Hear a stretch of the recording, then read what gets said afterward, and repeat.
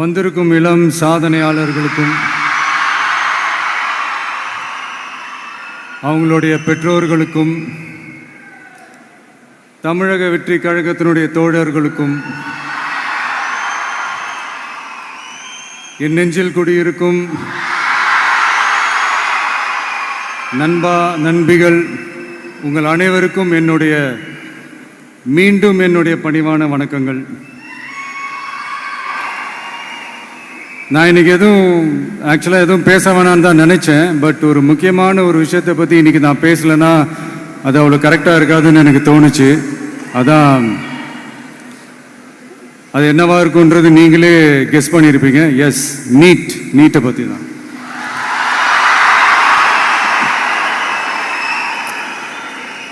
இந்த நீட்ன்றது பார்த்தீங்கன்னா நம்ம தமிழ்நாட்டில் இருக்கிற மாணவ மாணவிகள், குறிப்பாக கிராமப்புறத்தில் இருக்கிற ஏழை எளிய பிற்படுத்தப்பட்ட, மிகவும் பிற்படுத்தப்பட்ட மற்றும் தாழ்த்தப்பட்ட வகுப்பினை சேர்ந்த இந்த மாணவ மாணவிகள் எல்லாருமே ரொம்பவும் பாதிக்கப்படுறாங்கன்றது தான் ஒரு சத்தியமான ஒரு உண்மை. இந்த நீட்டை பற்றி ஒரு பிரச்சனையாக நான் பார்க்குறது என்னென்னா, ஒன்று இந்த நீட் இந்த மாநில உரிமைகளுக்கு எதிரானதாக இருக்குது. நீங்கள் 1975க்கு முன்னாலே பார்த்தீங்கன்னா இந்த கல்வி மாநில பட்டியலில் தான் இருந்துச்சு.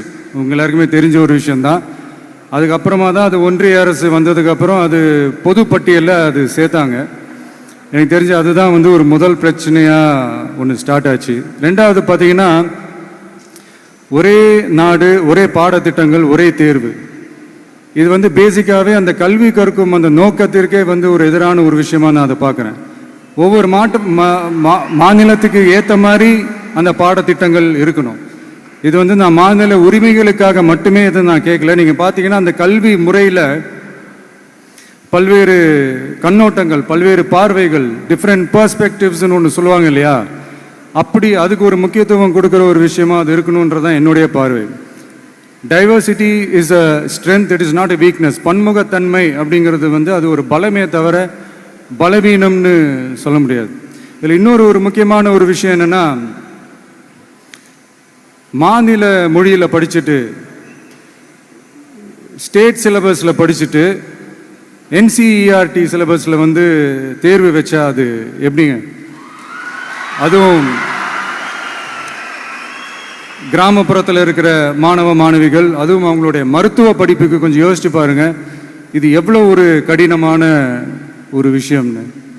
மூணாவது நான் பார்க்குற ஒரு பிரச்சனை என்னென்னா, இப்போ போன மே மாதம் 5ஆம் தேதி அந்த நீட் எக்ஸாம்லாம் நடந்துச்சு. அதில் சில குளறுபடிகள்லாம் நடந்ததாக நம்ம நிறைய அந்த செய்திகள்லாம் பார்த்தோம், படித்தோம் இல்லையா.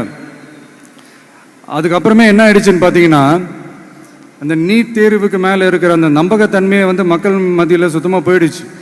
இனிமேல் நாடு முழுக்க அந்த நீட் தேர்வே தேவையில்லை அப்படிங்கிறத இந்த செய்திகள் மூலிமா நாம் எல்லாருமே புரிஞ்சுக்கிட்ட ஒரு விஷயம். சரி, இதுக்கு என்னதான் தீர்வு அப்படின்னா, நீட்டு விலக்கு தான் இதுக்கு உடனடி தீர்வு. நீட்டு ரத்து கோரி தமிழக சட்டமன்றம் கொண்டு வந்திருக்கிற அந்த தீர்மானத்தை நான் மனப்பூர்வமாக வரவேற்கிறேன்.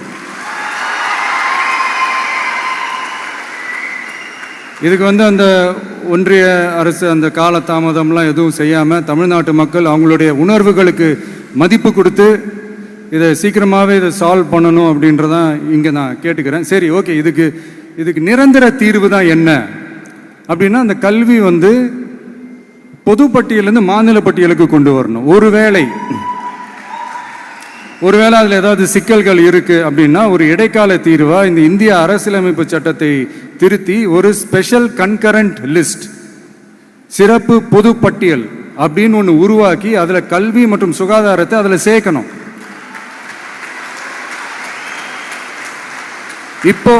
இப்போ இருக்கிற அந்த பொது பட்டியல் என்ன ஒரு பிரச்சனை அப்படின்னா, நீங்கள் அந்த துறைகள்லாம் பார்த்தீங்கன்னா மாநில அரசுகளுக்கு என்னதான் அதில் அதிகாரம் இருந்தாலும் அது முழுக்க ஒன்றிய அரசினுடைய கட்டுப்பாட்டில் தான் இருக்குது. அதனால் மாநில அரசுகளுக்கு அந்த முழு சுதந்திரத்தை அது தரப்பட வேண்டும் அப்படின்றதான் இங்கே என்னுடைய தாழ்மையான ஒரு வேண்டுகோள். ஒன்றிய அரசு அவங்களுடைய கட்டுப்பாட்டில் இருக்கிற ஒரு சில இந்த மெடிக்கல் காலேஜஸ்லாம் இருக்குல்ல, எய்ம்ஸ், ஜிப்மர், பிஜிஐ இந்த மாதிரி நிறுவனங்களுக்கு வேணால் அவங்க அந்த நீட் எக்ஸாம் நடத்தணும்னா நடத்திக்கலாம். பட் இங்கே வந்து அந்த பிரச்சனை என்னன்னா, இது வந்து என்னுடைய ஒரு சஜஷன் தாங்க. இது நடக்குமா, உடனே நடக்காதுன்னு எனக்கு தெரியும். அப்படியே நடந்தாலும் அதை நடக்க விட மாட்டாங்கன்னு எனக்கு தெரியும். ஸோ அதனால் இந்த சந்தர்ப்பத்தில் என்னுடைய சஜஷனை வந்து உங்ககிட்ட அதை நான் பகிர்ந்துக்கணும்னு ஆசைப்பட்டேன். இதுதான் என்னுடைய தனிப்பட்ட ஒரு கருத்து நீட்டை பற்றி.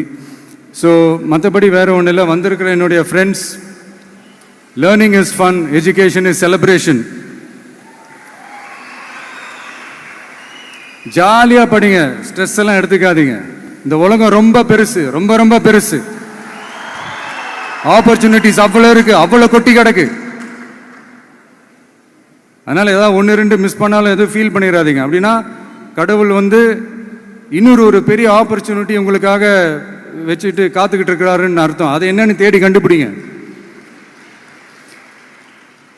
கான்ஃபிடென்ட்டா இருங்க, நல்லதே நடக்கும். வெற்றி நிச்சயம், வெற்றி நிச்சயம். மீண்டும் சந்திக்கும் வரை நன்றி, வணக்கம்.